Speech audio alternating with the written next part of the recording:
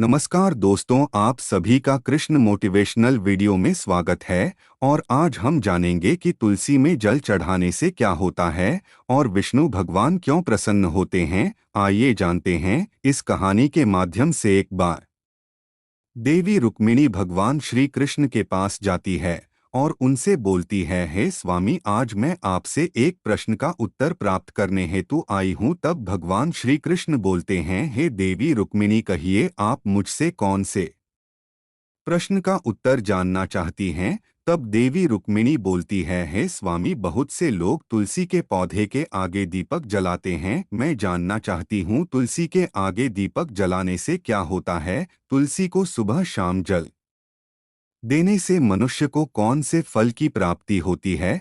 तब भगवान श्री कृष्ण बोलते हैं, हे देवी रुक्मिणी, मैं आपको इस प्रश्न का उत्तर एक कथा के माध्यम से दूंगा। आप मेरे द्वारा सुनाई गई कथा को बहुत ध्यानपूर्वक अवश्य सुनिए। तब भगवान श्री कृष्ण बोलते हैं, पूर्व काल की बात है। दक्षिण दिशा में तुंगभद्रा नाम की एक बहुत बड़ी नदी है। उसी नदी के किनारे पर हरिहरपुर नाम का एक अत्यंत सुंदर नगर बसा हुआ है। उसी नगर में हरि दीक्षित नाम के एक ब्राह्मण निवास करते थे। वह अत्यंत गुणवान, चरित्रवान, धर्म कार्य करने वाले तथा वेदों के मार्ग पर चलने वाले थे। उन्होंने समस्त शास्त्रों का अध्ययन किया हुआ था। उसी ब्रा की एक पत्नी थी जिसे लोग दुराचारी कहकर पुकारते थे, क्योंकि उसके कर्म ही उसके नाम के अनुसार थे। वह सदैव ही अपने पति को अपमानित करती थी, अपने पति के लिए कुछ वाक्य कहती थी, पति को भयंकर दुख देती थी, पति के लिए कभी भोजन नहीं बनाती थी।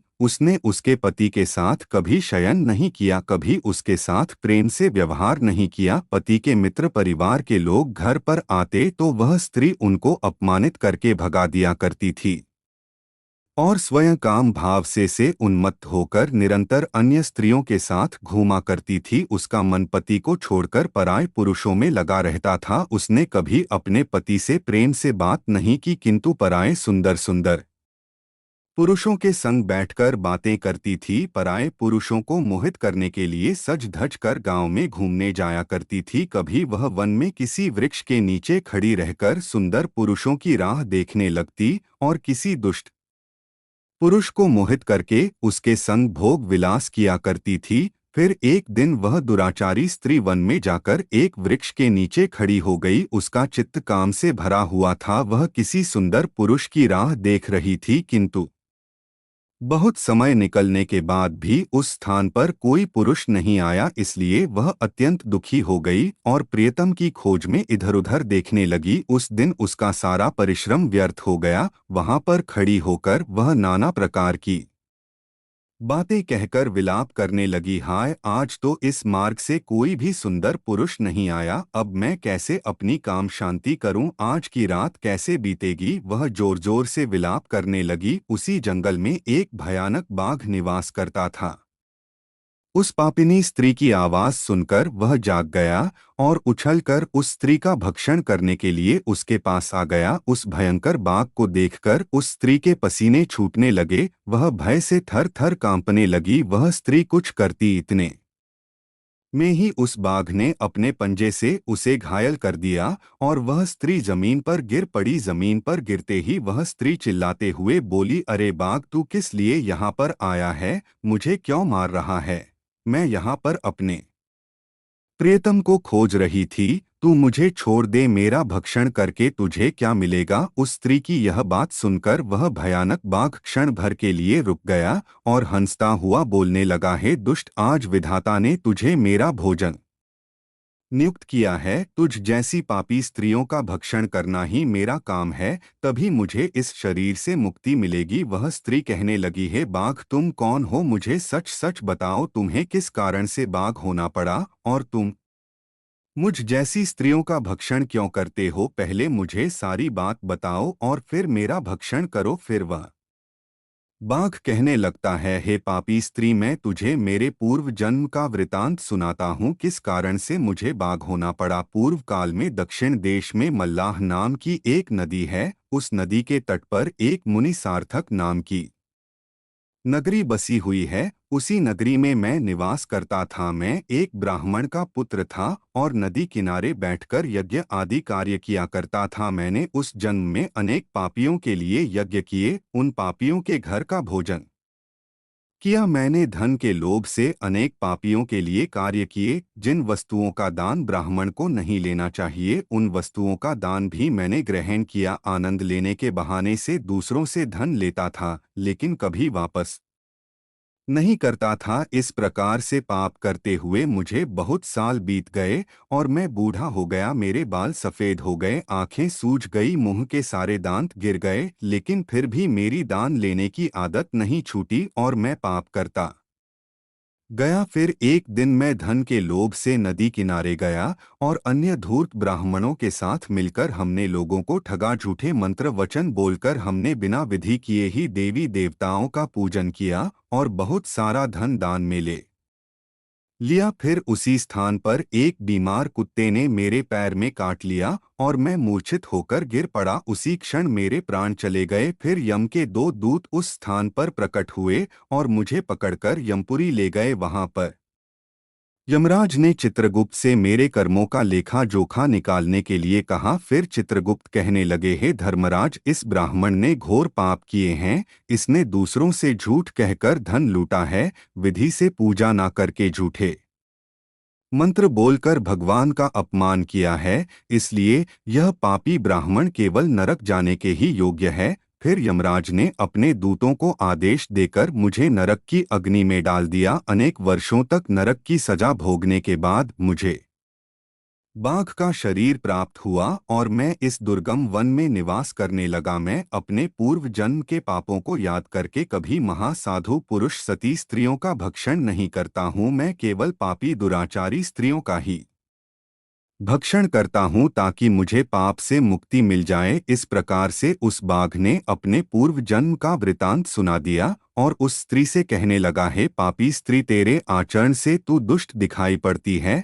अपने पति को डोट छोड़कर तू इस वन में अन्य पुरुषों के साथ भोग विलास करने के लिए आई है, इसलिए आज तू मेरा भोजन अवश्य बनेगी। इतना कहकर उस बाघ ने उसे खा लिया। फिर उस स्थान पर यम के दो दूत प्रकट हुए और उस पापिनी स्त्री को डोट उठाकर यमपुरी में ले गए। वहां पर उसे यमराज के सामने खड़ा किया गया। फिर चित्रगुप्त ने उस स्त्री का लेखा जोखा निकालते हुए यमराज से कहने लगे, हे धर्मराज, यह स्त्री तो अत्यंत पापिनी है। इसने घोर पाप किए हैं।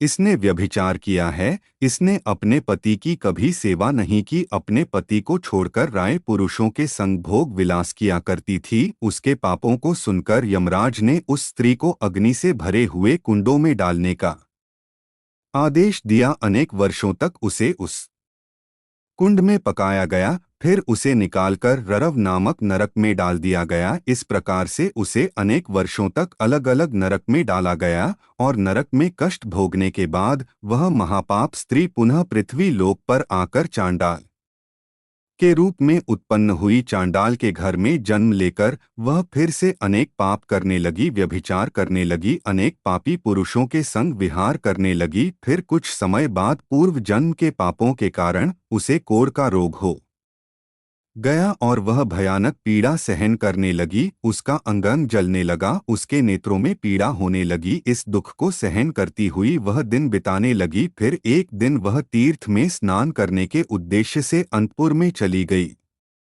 वहां पर वह एक आश्रम के बाहर निवास करने लगी। उस आश्रम में एक तुलसी का पौधा था। अन्य स्त्रियों को वहां पर तुलसी के पास दीपक जलाते हुए देखकर उस पापी स्त्री ने भी वही किया। उसने तुलसी के पौधे के पास एक दीपक जला दिया। फिर उसी रात हृदय फटने से उसकी मृत्यु हो गई और यमराज के दो दूत उसे ले जाने के लिए वहां पर प्रकट हुए। जैसे ही यम के दूत उस पापी स्त्री को ले जाने लगे, भगवान विष्णु के दो पार्षद उस स्थान पर प्रकट हुए और उन्होंने उन दूतों को रोक लिया और कहने लगे, हे दूतों, इस स्त्री को तुम छोड़ दो। यह स्त्री नरक जाने के योग्य नहीं है। तुम किसके आदेश से ऐसा अधर्म कर रहे हो? फिर यम के दूत कहने लगे, हे पार्षदों, हम यमराज के आदेश से इस पापी स्त्री को उठाकर ले जा रहे हैं, किंतु आप हमें किस कारण से रोक रहे हो? यह स्त्री अत्यंत पापी है, इसे नरक में ले जाने की आज्ञा मिली है। फिर पार्षद कहने लगे, हे दूतों, यह स्त्री तो विष्णु भक्त है, यह नरक जाने के योग्य नहीं है। इसने शाम को तुलसी के पास दीपक जलाया है, इसी कारण से इसके समस्त पाप नष्ट हो गए हैं, इसलिए अब यह नरक जाने के योग्य नहीं है, यह स्वर्ग जाने की अधिकारी बन चुकी है। पार्षदों की बात सुनकर उन यमदूतों ने उस स्त्री को उसी स्थान पर छोड़ दिया और यमलोक लौट गए। वहां जाकर उन्होंने यमराज को सारा वृतांत सुना दिया। फिर भगवान विष्णु के पार्षद उस स्त्री को स्वर्ग लोक ले गए। भगवान श्री कृष्ण कहते हैं, हे देवी रुक्मिणी, इस प्रकार से तुलसी के पास केवल दीपक जलाने मात्र से ही मनुष्य के सभी पाप नष्ट हो जाते हैं। जो स्त्री नित्य शाम को तुलसी के पास दीपक जलाती है, वह सौभाग्यशाली बनती है, उसके पूर्व जन्मों के सभी पाप नष्ट हो जाते हैं, उसे सुख समृद्धि की प्राप्ति होती है। रोज तुलसी के पास दीपक जलाते समय इस मंत्र का उच्चारण करना चाहिए, ओम तुलसी देवी विद्महे विष्णु